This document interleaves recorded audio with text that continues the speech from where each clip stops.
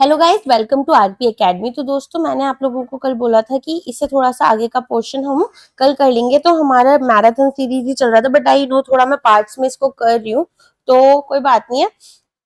बचा हुआ पोर्शन अभी हम लोग अपना कवर कर लेते हैं और मैं आपको एक मैराथन का पूरा वीडियो प्रोवाइड कर दूंगी, तो इससे आपको ना मॉड्यूल बी पूरा ही उसमें कवर हो चुका होगा। तो स्टार्ट करते हैं हमारे पहले क्वेश्चन के साथ में आज के। तो यहाँ पर बात कर रहे हैं कि हाई वैल्यू रेशियो अगर हमारा है लोन्स, मैंडेटरी एसएलआर, सीआरआर और फिक्स्ड एसेट्स का कोर डिपॉजिट्स के साथ में, तो ये क्या इंडिकेट कर रहा है। देखो, कोर डिपॉजिट्स में आपका क्या क्या आएगा, ये सारी चीजें मैं मॉड्यूल डी में आपको अच्छे से बताऊंगी। तो अभी बस बेसिक रेशियोज याद कर लो, ठीक है। फिर यहाँ पर आपके पास में क्या क्या चीजें किस किस के अंडर आती है वो हम लोग उस एक टेबल के थ्रू कवर कर लेंगे। तो यहाँ पर आपको पता होना चाहिए कोर डिपॉजिट्स हमारे बैंक के पास क्या है।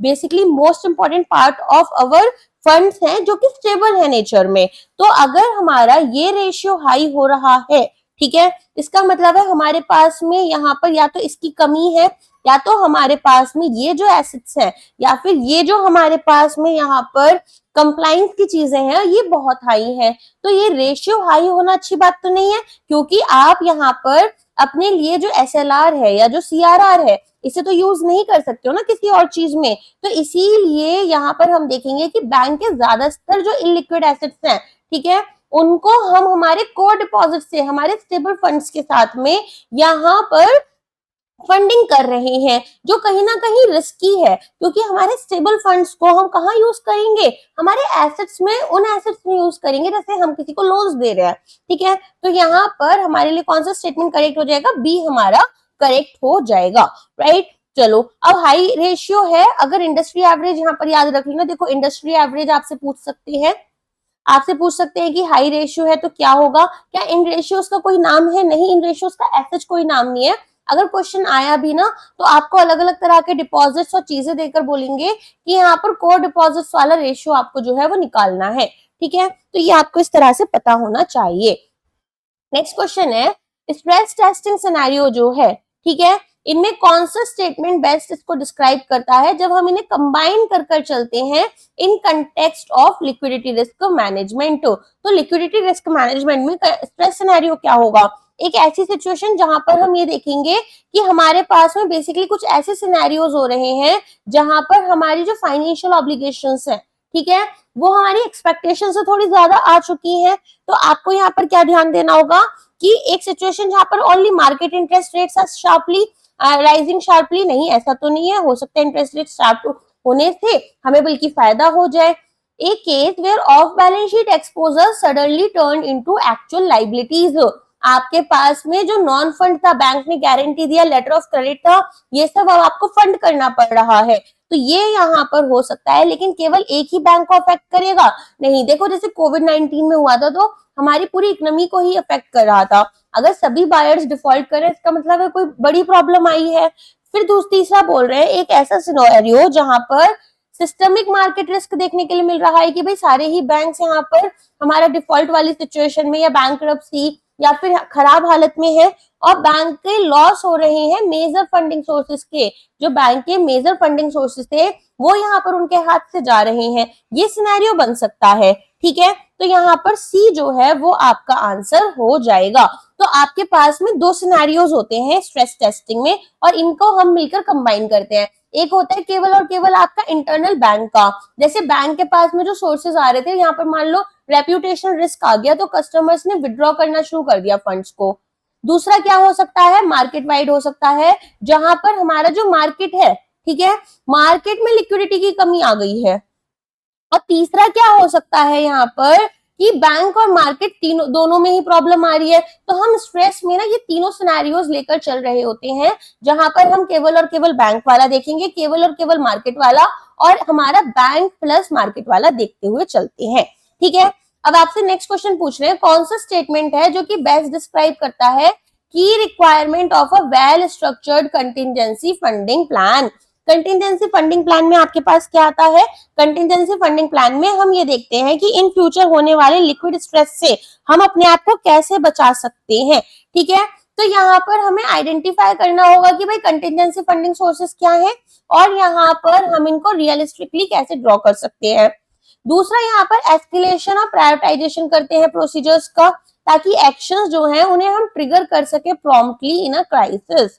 ठीक है, इसके अलावा यहाँ पर हम और क्या कर सकते हैं, यहाँ पर हम लीड टाइम्स जो है उन्हें डिफाइन कर सकते हैं हमारे फंडिंग सोर्सेस के लिए, जिसमें हम ये देखते हैं कि कैसे हम क्विकली हमारी लिक्विडिटी को एक्सेस कर सकते हैं। ठीक है, तो बेसिकली हमारे पास में इस तरीके से कंटिजेंसी फंडिंग प्लान होता है, इसे थोड़ा अच्छे से याद कर लो। क्या होगा, यहाँ पर आप ये देखते हो कि भाई हमारे पास में कौन कौन से ऐसे सोर्सेस हैं जिन्हें हम इमरजेंसी के टाइम पर यूज कर सकते हैं, इमरजेंसी में कहां से हमें फंड्स आ सकते हैं। फिर हम यहाँ पर देखेंगे कि कैसे हम इन फंड्स को यहाँ पर प्रायोरिटाइज करेंगे और एस्केलेट करेंगे। देखो, अब आपको मैं 4 जगह बोलूं कि आपको 4 जगह पर पैसे की जरूरत पड़ेगी, तो पहले आपको कहाँ पैसा लगाना है। फॉर एग्जाम्पल ऐसे समझो, घर की ग्रोसरी खत्म हो गई है, घर का एक मेंबर, ठीक है, वो हॉस्पिटल में है, यहाँ पर आपको कुछ काम करना है, नया बिजनेस स्टार्ट करना है, वहां पर भी फंड्स चाहिए। अब 3 सिचुएशन हो गई। आप यहाँ पर क्या देखोगे कि भाई जो हॉस्पिटल में है पहले इनको, इनकी जो प्रॉब्लम्स है इन्हें केटर करें, इसके बाद में घर में जो डे टू डे फूड हमें चाहिए उसके लिए हमें थोड़ा बहुत ग्रोसरी चाहिए होगा, उसे लेकर आएंगे, और बचे हुए पैसे को हम यहाँ पर यूज कर सकते हैं। बिल्कुल, अब हमारी टाइट सिचुएशन समझो, जब हमारे पास एक एक रुपए का हिसाब रखना है, तो हम इसी तरीके से चीजें करेंगे। तो यहाँ पर भी हमें हमारे प्रायोरिटाइजेशन प्रोसीजर में जाना है और कैसे सिचुएशन को एस्केलेट करना है वो देखना होगा। फिर यहाँ पर हम देखेंगे कि हर एक फंडिंग सोर्स से हमें कितने टाइम में पैसा मिल सकता है, लीड टाइम कितना रहेगा। फिर यहाँ पर हमारे बैंक स्पेसिफिक और market wide specific stress events जो हैं उन्हें हम लेकर चलते हैं। राइट, अब आ जाओ यहाँ पर, इसमें पूछ रहे हैं कौन सा आपका मोस्ट एक्यूरेट है रिगार्डिंग कि बैंक्स को किस तरह से लिक्विडिटी रिस्क को अक्रॉस मल्टीपल करेंसीज मैनेज करना होता है। जैसे पोर्टफोलियो में मैंने क्रेडिट रिस्क में बताया था कि आपको पोर्टफोलियो डाइवर्सिफिकेशन करना है, ऐसे ही आपको लिक्विडिटी रिस्क हमारी करेंसीज के लिए मैनेज करना होगा। तो आपको एक तो जितनी भी करेंसीज है, किसी भी ऐसा नहीं कि सिर्फ डॉलर्स खरीद कर रख ली, आपको यहाँ पर एक अच्छा कॉम्बिनेशन बनाना होगा, एक अच्छा पोर्टफोलियो बनाना होगा, जैसे पाउंड्स का, येन का, यूरो का, ठीक है, अलग अलग स्ट्रॉन्ग करेंसीज, दिनार ले सकते हो आप, रूबल्स ले सकते हो। तो यहाँ पर पहले तो आपको ये देखना होगा। इसके बाद में यहाँ पर आप देखोगे कि हर एक मेजर करेंसी में हमारी लिक्विडिटी पोजीशन किस तरह की है, और करेंसी वाइज आप यहाँ पर स्ट्रैटेजी मेंटेन करोगे, क्योंकि हर एक कंट्री की अपनी अपनी स्ट्रेंथ और अपनी अपनी वीकनेस होती है। तो सी जो है वो हमारा यहाँ पर आंसर बन जाता है। तो हम क्या करते हैं, लिक्विडिटी रिस्क मैनेजमेंट में सबसे पहले तो मेजरमेंट, मॉनिटरिंग और कंट्रोलिंग कर रहे होते हैं।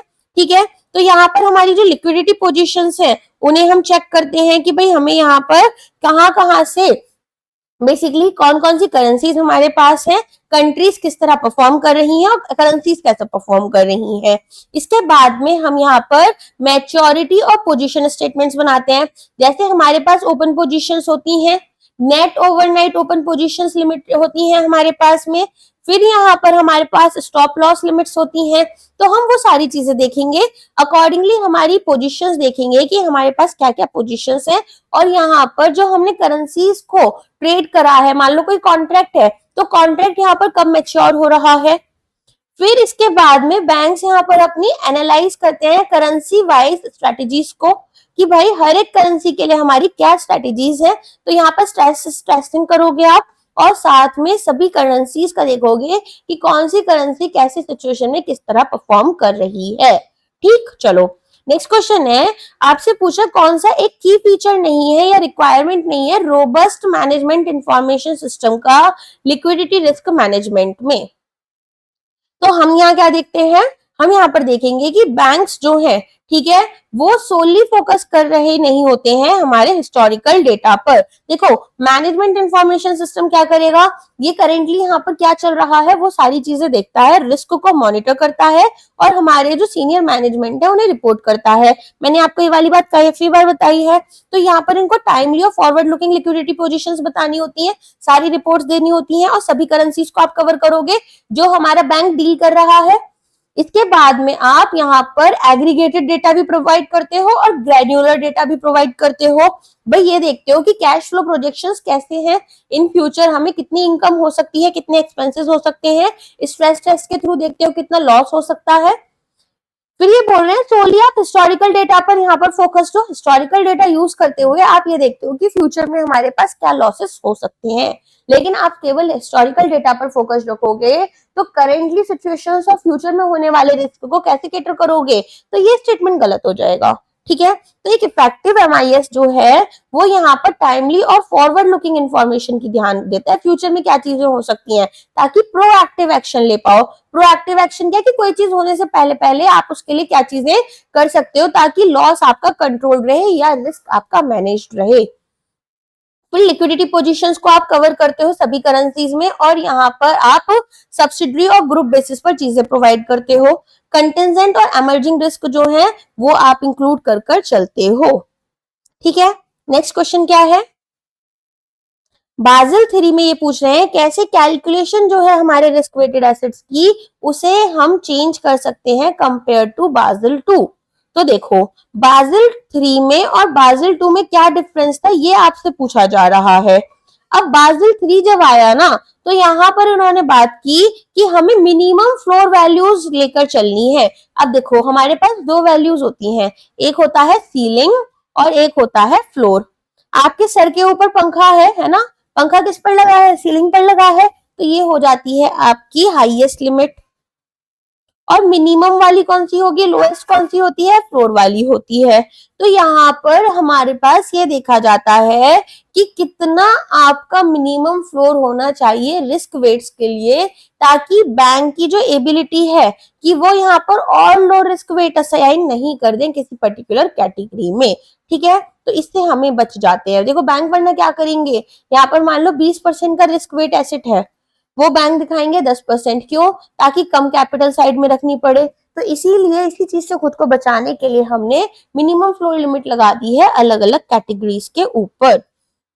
नेक्स्ट क्वेश्चन क्या है, नेक्स्ट क्वेश्चन यहाँ पर पूछ रहे हैं प्राइमरी पर्पस क्या है लेवरेज रेशियो का, जो कि हम बाजिल 3 में लेकर आए थे। तो लेवरेज रेशियो क्या है, सबसे पहले लेवरेजिंग किसे बोलते हैं, जब बैंक खुद तो लोन ले रहा है, ठीक है, जैसे दूसरे बैंक से लोन ले लिया, एबीसी बैंक ने एक्सवाईजी बैंक से लोन लिया और यहाँ पर जीएचआई लिमिटेड को क्या किया, लोन दे दिया। तो जब खुद लोन लिया तो मान लो 7.5% पर दिया लिया, और जब लोन दिया तो 10% पर दे दिया, तो यहाँ पर क्या होगा, यहाँ पर इनको 2.5% का प्रॉफिट हो जाएगा। ठीक है, तो इस तरीके से बैंक करते हैं। तो बैंक ऐसा ना करें कि बहुत ज्यादा यहाँ पर डेट ले ले और डेट लेकर फिर यहाँ पर अपने एसेट्स बनाए, इससे हमें बचना होता है। इसीलिए हम लेवरेज रेशियो लेकर आए थे, और ये अकल हमें कहां से आई थी, ग्लोबल फाइनेंशियल क्राइसिस की वजह से आई थी। ठीक है, तो यहाँ पर हम एक्सेसिव लेवरेज जो है उसे प्रिवेंट करते हैं by maintaining a non risk weighted capital buffer. हमें यहाँ पर एक ऐसा कैपिटल बफर भी मेंटेन कर चलने हैं जिसमें कि कोई रिस्क अटैच्ड नहीं है। ठीक है,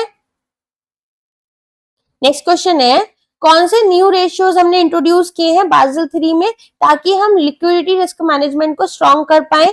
तो लिक्विडिटी कवरेज रेशियो और नेट स्टेबल फंडिंग रेशियो। देखो लिक्विडिटी कवरेज रेशियो क्या है कि आपके पास कितना क्वांटिटी है हाई क्वालिटी लिक्विड एसेट्स का, अपॉन यहाँ पर आपकी क्या फाइनेंशियल ऑब्लिगेशन रहेंगी इन 30 डेज, इन नेक्स्ट 30 डेज आपको कितने फंड्स की जरूरत, कितनी करेंट बेसिकली फाइनेंशियल ऑब्लिगेशंस हो सकती हैं। और नेट स्टेबल फंडिंग रेशियो में हम क्या देखते हैं, यहाँ हम देखते हैं कि हमारे पास अवेलेबल सोर्स ऑफ फंडिंग क्या है और रिक्वायर्ड सोर्स ऑफ फंडिंग हमारे पास कितनी है। अच्छा, दोनों ही रेशियो हमारे मिनिमम 100% होने चाहिए या फिर हमें उससे ज्यादा इसे मेंटेन करके चलना होता है। ठीक है, तो यहाँ पर हमारे पास में जरूरत क्या है कि हमारे पास या तो ये 100% चल रहे हैं दोनों रेशियो या फिर इससे ज्यादा हो। ठीक है, आगे समझ में, चलो। तो minimum liquidity coverage ratio bank को कितना मेंटेन करना है, यहाँ पर इक्वल टू या 100% से ज्यादा होना चाहिए। मतलब आपके पास हाई क्वालिटी लिक्विड एसेट्स जो है वो आपकी या तो जितनी फाइनेंशियल ऑब्लिगेशन 30 दिन के अंदर है उतना होना चाहिए या उससे ज्यादा होना चाहिए कि आने वाले स्ट्रेस सिचुएशन में भी या यहाँ पर कोई इमरजेंसी सिचुएशन आ जाए तो आपके पास एक्स्ट्रा पैसा हाथ में रहे। अगर किसी बैंक का LCR 100% से ज्यादा गिर जाता है तो यहाँ पर बैंक को तुरंत के तुरंत डिपार्टमेंट ऑफ बैंकिंग सुपरविजन जो है और department of banking operations and development RBI का इसको रिपोर्ट करना पड़ता है। ठीक है, और यहाँ पर हमारे पास में कुछ एक्स्ट्रा कंडीशंस रहती हैं कि भाई सबसे पहले तो आपको इमीडिएट रिपोर्टिंग करनी है, इसके बाद में यहाँ पर आपको एक करेक्टिव एक्शन प्लान जो है वो भी प्रोवाइड करना पड़ेगा और साथ में आपको बताना पड़ेगा कि ऐसा आपके साथ क्यों हुआ कि आपके जो फंड्स हैं वो इतने नीचे चले गए। ठीक है, तो ये सारी चीजें आपको करनी पड़ती हैं। तो आपको रीजन बताना पड़ेगा कि भाई यहाँ पर आपके पास जो लिक्विडिटी कवरेज रेशियो है वो 100 से कम क्यों हो गया। दूसरा, आपको यहाँ पर बताना होगा कि क्या प्रॉम्प्ट करेक्टिव एक्शंस आप ले रहे हो जिससे कि आप इस सिचुएशन से बाहर निकल पाओ। और तीसरा आपको क्या करना है, तीसरा यहाँ पर आपको DBS और department of banking operations and development जो है हमारे RBI का, इनको रिपोर्ट करना पड़ेगा। ठीक है, अब ये बोल रहे हैं इनमें से कौन सा एक स्ट्रेस सिनेरियो नहीं है जो कि हमारी बाजिल कमेटी फॉर बैंकिंग सुपरविजन अपने LCR फ्रेमवर्क में लेकर चलती है। सबसे पहले बोल रहे हैं retail deposit run of, keyword सही है। रन ऑफ क्या होगा कि भाई आपके पास में कस्टमर्स आए और जल्दी जल्दी सभी कस्टमर्स विड्रॉल करने लग गए फंड्स का। दूसरा यहाँ पर क्या बोल रहे हैं, दूसरा आपको बोल रहे हैं कि अनसिक्योर्ड होलसेल फंडिंग जो है आपकी, ठीक है, वो लॉस हो रहा है। अब आपके पास में होलसेल फंडिंग जो थी जिसमें किसी भी तरह का कोलेट्रल आपको रखने की जरूरत नहीं पड़ रही थी, अगर उसका लॉस होगा तो ऑफकोर्स यहाँ पर दिक्कत आएगी बैंक को। तीसरा बोल रहे हैं इंटरेस्ट रेट जो है वो अगर इंक्रीज हो गए, देखो इंटरेस्ट रेट इंक्रीज होना आपके स्ट्रेस सिनेरियोज में नहीं आता है। ठीक है, क्यों नहीं आता है, क्योंकि वो एसेट्स और लिक्विडिटी लाइबिलिटीज दोनों को ही इंपैक्ट कर रहा होगा। फिर बोल रहे हैं क्रेडिट रेटिंग डाउनग्रेड जो है वो आपकी हो गई है जिसकी वजह से कोलेट्रल नीड्स आपकी बढ़ गई है। अब आपकी as a bank credit rating downgrade हो गई, अब आपको ज्यादा से ज्यादा कोलेट्रल्स रखने पड़ेंगे जब आपको किसी से लोन लेना है, तो ऑफ कोर्स यहाँ पर भी आपके लिए स्ट्रेस सिनेरियो देखा जाएगा। तो सी जो है वो आपका आंसर बन जाता है।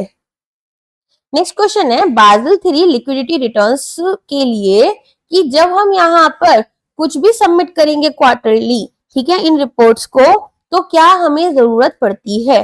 तो यहाँ पर आपको पता होना चाहिए बाजिल 3 के अंडर हमें जो हमारी लिक्विडिटी रिटर्न्स है, ठीक है, उसका थर्ड स्टेटमेंट जो है वो क्वार्टरली सबमिट करना है।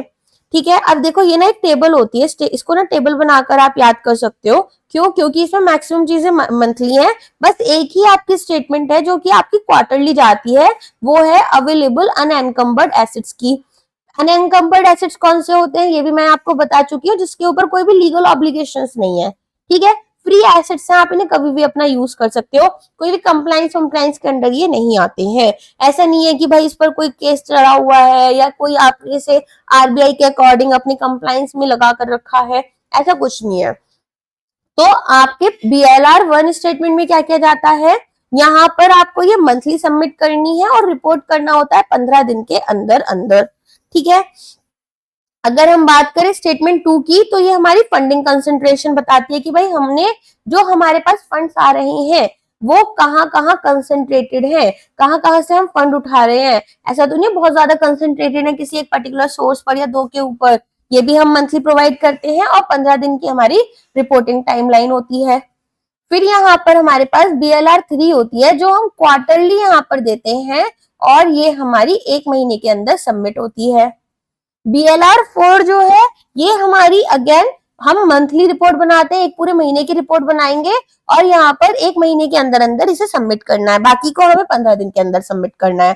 ठीक है, और ये हमारे पास कैसी है, अदर इंफॉर्मेशन हमारी लिक्विडिटी पर। तो सिग्निफिकेंट करेंसीज हमारे पास कौन सी हैं, अवेलेबल अनएनकम्बर्ड एसेट्स कौन से हैं, यहाँ पर हमारी लिक्विडिटी के रिलेटेड और इंफॉर्मेशन क्या रहेगी, लिक्विडिटी कवरेज रेशियो हमारा और हमारी फंडिंग कॉन्सेंट्रेशन। इस तरीके से हमारे पास 5 रिपोर्ट्स होती हैं 5 में से तीसरी रिपोर्ट जो होती है वो हमें क्वार्टरली सबमिट करनी होती है, और यहाँ पर विद इन 1 मंथ जो है क्या हमें इसे बेसिकली दिखाना होता है। और अगर हम बात करें BLR 4 की, तो ये हमारी मंथली ही सबमिट हो रही है, लेकिन 1 मंथ में इसे हमें दिखाना है। बाकी मंथली होती है और 15 दिन के अंदर अंदर ये हमें सबमिट करनी होती है। अब पूछा कौन सा statement high quality liquid acid से रिलेटेड करेक्ट है। याद रखना ये आपके दो तरह के होते हैं। कैसे? एक होता है 2A, एक होता है 2B। 2B में भी हमारे पास में दो तरीके के होते हैं, जिसमें कि हमारे पास में कैसा रहेगा, यहाँ पर सॉरी एक होता है 1A और एक होता है हमारा 2। अब 2 में हमारे पास 2A और 2B होते हैं, ठीक है। तो 1A जो है वो तो हमारे बेस्ट तरह के सोर्सेस होते हैं, जैसे कैश हमारे पास कितना है, तो ये तो हमारे पास 60% होना चाहिए, और बाकी हमारे पास 40% होना चाहिए। अब इस 40% में भी हम जो 2B है वो केवल 15% ही यूज कर सकते हैं, ठीक है। बाकी यहाँ पर जो होगा वो हमारे पास में कैसा रहेगा, बाकी हमें 2A यूज करना होता है। तो HQLA जो है इनमें हमारे पास लो क्रेडिट और मार्केट रिस्क है, इजी टू वैल्यू है, और ये लो कोरिलेशन दिखाते हैं विद रिस्की एसेट्स। तो ये बात सच है, इनके पास नेग्लिजिबल या फिर लो क्रेडिट रिस्क रहता है, यहाँ पर लो रहता है और यहाँ नेग्लिजिबल रहता है। फिर बोल रहे हैं HQLA 1 में आपके पास में गवर्नमेंट सिक्योरिटीज आती हैं जो कि हमारी मिनिमम SLR रिक्वायरमेंट से थोड़ा बियॉन्ड जा रही है। हमने हमारे SLR रिक्वायरमेंट्स में जो एसेट्स रखने थे वो तो रख लिए, उसके अलावा जो गवर्नमेंट सिक्योरिटीज हमारे पास प्रेजेंट है, और यहाँ पर कोई भी हेयर कट आपका नहीं लगता, ठीक है। तीसरे में बोल रहे हैं लेवल 2B एसेट्स जो है ये हमारे हाई क्वालिटी कॉर्पोरेट बॉन्ड्स को लेकर चलते हैं, लेकिन 15% का हेयर कट इन पर लगता है। फिर तीसरा बोल रहे हैं 2A और 2B जो है ये मिलाकर 40% को एक्सीड नहीं कर सकते, और हमारे टोटल HQLA पोर्टफोलियो के आफ्टर हेयर कट। तो यहाँ पर आपकी कौन कौन सी स्टेटमेंट सही है, फर्स्ट, सेकंड एंड फोर्थ आपकी सही है। देखो 15% की जो बात हो रही है ना यहाँ पर, वो हेयर कट नहीं होता है, 15% ये वाले एसेट्स चाहिए होते हैं, जैसे मैंने आपको बताया, ठीक है। हेयर कट कितना लगता है इन पर, 50% का हेयर कट लगता है, ठीक है। और हेयर कट के बाद में हम वैल्यू देखते हैं कि कितनी हमारी लगेगी। नेक्स्ट क्वेश्चन आपसे, ये इंपॉर्टेंट है, दिस इज वेरी इंपॉर्टेंट, ये थोड़ा अच्छे से समझना। तो ये बात करें facility to avail liquidity for liquidity coverage ratio, जब यहाँ पर हमें लिक्विडिटी की जरूरत थी, है ना, हमारी कोविड-19 के टाइम पर एक फैसिलिटी आई थी। क्यों आई थी? क्योंकि हमें फंड्स की जरूरत पड़ रही थी। तो ये RBI ने एक फैसिलिटी निकाली थी जिसमें इन्होंने बोला था कि आप यहाँ पर जब बहुत ज्यादा स्ट्रेस सिनेरियोज आ रहे हैं तो क्या कर सकते हो, यहाँ पर इस फैसिलिटी को अवेल कर सकते हो, ठीक है। ये बोल रहे हैं कि यहाँ पर इसको आप तभी अवेल कर सकते हो जब आपको स्ट्रेस सिनेरियोज में जितने भी other high quality liquid acids थे, 2A वाले, 2B वाले, 1A वाले, सब आपने एग्जॉस्ट कर दिए, सब यूज हो चुके, अब तब भी आपको लिक्विडिटी की दिक्कत आ रही है, एकदम करेक्ट बात है। फिर बोल रहे हैं मैक्सिमम टेन्योर जो है वो इसका 180 डेज होना चाहिए। तीसरे में बोल रहे हैं कि परमिट करता है बैंक को कि आप गवर्नमेंट सिक्योरिटीज को यूज करो within the SLR requirement up to 9% of net demand and time liabilities, जो कि यहाँ पर सही है। बैंक क्या कर सकते हैं, जो SLR रिक्वायरमेंट के लिए बैंक अपने पास में क्या रख रहे हैं, गवर्नमेंट सिक्योरिटीज, इनका 9% बैंक यूज कर सकते हैं। इंटरेस्ट रेट्स जो है हमारे फंड अवेल्ड पर वो यहाँ पर कैसे होते हैं, 2% आपके LAF रेपो रेट से ज्यादा होते हैं, ठीक है। यहाँ पर इंटरेस्ट रेट ऑफकोर्स आपको हाई चार्ज किया जाता है, तो ये आपके लिए, ताकि आपको यहाँ पर क्या किया जाए, डिमोटिवेट किया जाए कि आप इस फैसिलिटी को नहीं यूज करो, अपने बैंक का ख्याल रखो, अपने लिक्विडिटी पोजीशंस का ख्याल रखो, ठीक है। तो इसके लिए अब हमारे पास ये आता है। अब देखते हैं कौन सा स्टेटमेंट गलत है आपका, सेकंड स्टेटमेंट गलत है, तो फर्स्ट वाला आपका करेक्ट है। सेकंड क्या है कि आप इसको केवल 90 दिन के लिए यूज कर सकते हो, ठीक है। तीसरा आपको मैंने बताया ही करेक्ट है, और फोर्थ भी आपका करेक्ट रहेगा। जिन लोगों को ना NDTLs में क्या क्या आता है ये नहीं पता है, SLR में क्या आता है, CRR में क्या आता है, उनको थोड़ा सा वेट करना पड़ेगा मॉड्यूल D के लिए, ठीक है। मॉड्यूल D में वो सारी चीजें हमारी कवर होती हैं, बार बार पढ़ाने में ना टाइम वेस्ट थोड़ा ज्यादा हो जाएगा। बेसिक जितना जरूरी है, जितना आपको समझ आ जाए वो मैं वैसे भी पढ़ाते हुए चल रही हूँ। चलो नेक्स्ट क्वेश्चन है, कौन सा स्टेटमेंट करेक्ट है बाज़ेल 3 की लिक्विडिटी रिस्क मॉनिटरिंग टूल से रिलेटेड। तो लिक्विडिटी रिस्क मॉनिटरिंग टूल्स में यहाँ पर हमें क्या क्या चीजें करनी चाहिए उसकी बात आ रही है।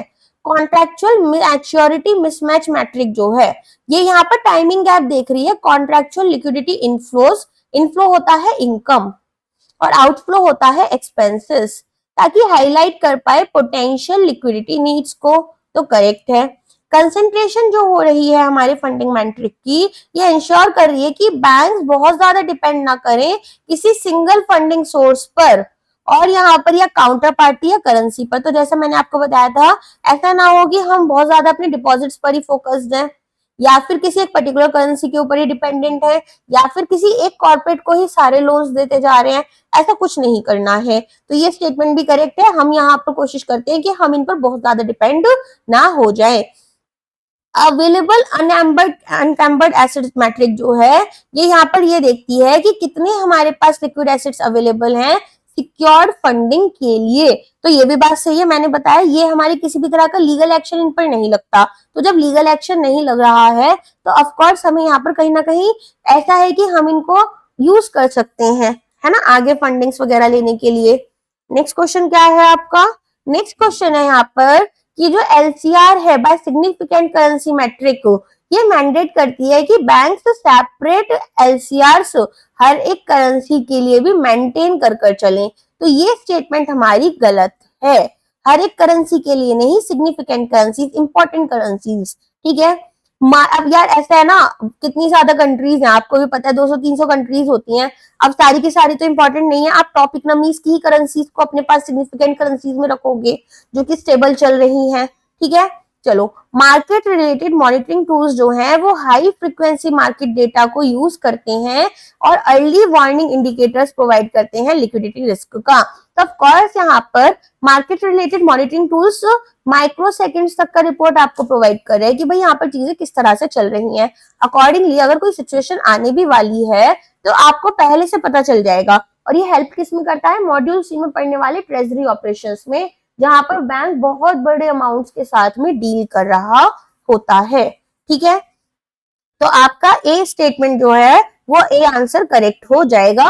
फोर्थ आपका इनकरेक्ट है, जैसा मैं आपको ऑलरेडी बता चुकी हूँ। तो फोर्थ में हम क्या करते हैं, यहाँ पर हम करेंसी मिसमैच देख रहे हैं कि हमारा कैसे हो रहा है और यहाँ पर हमें अलग से एलसीआर पर करेंसी मेंटेन नहीं करना और जो करेंसीज हैं वो भी हम केवल सिग्निफिकेंट करेंसीज ही लेकर चलेंगे, ठीक है।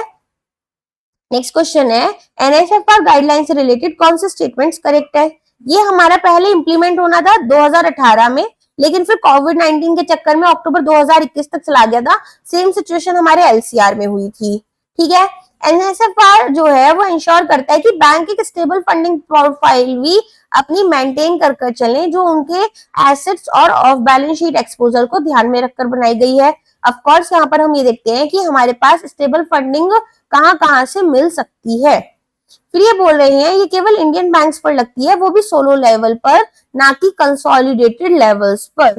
तो यहाँ पर आपको पता होना चाहिए बैंक का आपके कंसोलिडेटेड लेवल्स भी चेक की जाती हैं और सोलो लेवल्स भी चेक की जाती हैं। कंसोलिडेटेड और सोलो में क्या डिफरेंस होता है ये समझ लेना, मॉड्यूल डी में आने वाले डिस्क्लोजर्स में बहुत इंपॉर्टेंट होता है। कंसोलिडेटेड होता है जैसे मान लो आपके पास में बैंक ऑफ बड़ौदा है, इसकी सब्सिडरी है नैनीताल बैंक, ठीक है। अपने यहाँ पर कुछ और भी इसके बिजनेसेस होंगे, इसमें से इंश्योरेंस बिजनेस को हटा दो, इंश्योरेंस बिजनेस को आप नहीं लेकर चलते हो और जो नॉन फाइनेंस से रिलेटेड बिजनेसेस हैं वो लेकर नहीं चलते हो। बाकी जितने भी ज्वाइंट वेंचर सब्सिडरीज होती हैं वो सारी की सारी आपकी कंसोलिडेटेड बेसिस में आती हैं, ग्रुप बेसिस में आती हैं, ठीक। और सोलो बेसिस क्या है कि केवल और केवल बैंक की किसी एक पर्टिकुलर उसकी बात हो रही है, जैसे बैंक ऑफ बड़ौदा केवल अपनी बात कर रहा है, अपनी सब्सिडरीज ज्वाइंट वेंचर्स की बात नहीं कर रहा, ठीक है। तो मान लो कोई ऐसी इंफॉर्मेशन है जो कि बैंक को प्रोवाइड करनी है केवल अपने लेवल पर। अगर बैंक को कोई इंफॉर्मेशन केवल अपने लेवल पर प्रोवाइड करनी है जो कि यहाँ पर कंसोलिडेटेड इंफॉर्मेशन के अंदर नहीं आती, बाकी लोग नहीं कवर करते हैं, तो हम उसे प्रोवाइड करते हैं सोलो बेसिस पर, ठीक है। चलो, तो यहाँ पर आपसे क्या बोल रहे हैं, यहाँ पर ये आपसे बोल रहे हैं कि जो एनएसएफआर है वो केवल इंडियन बैंक्स पर सोलो लेवल पर लग रही है। ऐसा फॉरेन बैंक्स के साथ होता है कि जो फॉरेन बैंक्स हैं उनकी जो बैंक ब्रांच इंडिया में प्रेजेंट है हम केवल उसको ही देखते हैं, बाकी को नहीं देखते। तो स्टेटमेंट आपका इनकरेक्ट हो गया। फिर बोल रही है एनएसएफआर जो है वो यहाँ पर 100% मिनिमम 100% होना चाहिए कॉन्टिन्यूअस बेसिस पर, ताकि हमारे पास में फंडिंग स्टेबिलिटी रहे। तो ये बात सच है, मैंने अभी आपको थोड़ी देर पहले बताया था। ठीक है, तो एनएसएफआर इम्प्लीमेंटेशन जनवरी 1 में प्लान की गई थी, लेकिन पोस्टपोन कर दी गई अक्टूबर 1, 2021 तक, जैसा मैंने आपको भी बता दिया था। इसके बाद में दूसरा क्या बोल रही है, दूसरा यहाँ पर बोल रहे थे कि एनएसएफआर एक स्टेबल फंडिंग प्रोफाइल को प्रमोट करता है, करेक्ट बात है। फिर एनएसएफआर के लिए बोल रहे हैं कि केवल इंडियन बैंक्स पर अप्लाई होता है, both at consol and consolidated levels. तो ये मैंने आपको सोलो और कंसोलिडेटेड लेवल समझा दिए हैं, तो ये ऑफ कोर्स यहाँ पर दोनों पर ही अप्लाई होता है। एनएसएफआर जो है उसे हम यहाँ पर मेंटेन करते हैं एट और अबव 100%। ठीक है, तो ये हमारा यहाँ पर मॉड्यूल बी जो है कंप्लीट हो जाता है, जिसमें मैंने आपको इंपॉर्टेंट केस स्टडीज अलग से करवा दी हैं, एक दो केस स्टडीज यहाँ पर भी करवा दी हैं, सभी कॉन्सेप्ट्स आपके क्लियर कर दिए हैं कि अगर केस स्टडीज कुछ अलग तरह की इस बार आ जाए तो आप वो भी टैकल कर पाओ, और आपके पास में चीजों को रटने वाली जो चीजें हैं वो भी मैं आपको बता चुकी हूँ, तो रटने का काम आपका ही रहेगा। ठीक है, कुछ इंपॉर्टेंट रेशियोज हैं जो मॉड्यूल डी में भी आएंगे, तो हम उन्हें उन्हीं के साथ में कवर कर लेंगे। राइट, चलिए आज के लिए बस इतना ही है। थैंक यू सो मच यहाँ पर आपका मेरे साथ बने रहने के लिए। अब हमारा मॉड्यूल सी हम स्टार्ट करेंगे। कुछ लोगों ने मॉड्यूल ए के लिए कुछ डिमांड की है, तो आज उन्हें भी कवर करने की कोशिश करेंगे। Thank you so much.